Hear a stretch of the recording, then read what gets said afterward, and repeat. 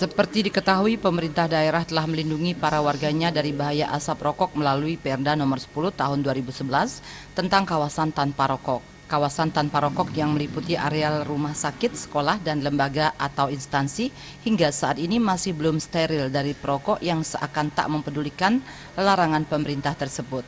Tokoh masyarakat Made Dahuijane sangat menyayangkan jika masyarakat belum sadar akan kesehatan terhadap orang lain dengan merokok di tempat yang seharusnya dilarang, utamanya di rumah sakit. Untuk itu, pemerintah juga diharapkan bertindak tegas dan rutin melakukan sidak dengan mengedepankan sanksi yang ada, sehingga akan menimbulkan efek jera terhadap para perokok. Itu jadi sanksi itu diperberat sehingga ada efek jerah kan. Jadi sanksi diperberat, misal dendanya itu diperberat. Kemudian bila perlu, menurut saya itu adalah buat regulasi untuk penjualan rokok di tempat-tempat yang memang boleh dijual, tidak di barang tempat gitu misalnya. Itu menurut saya lebih memberikan makna, atau sekalian pajak rokoknya ditinggikan luar biasa. Gitu, dimahalkan rokoknya. Kan lebih bagus lagi. Rokok dimahalkan. Orang yang musuhan rokok misalnya harga rokok berapa, 50.000 atau ke atas, 50.000 ke atas gitu.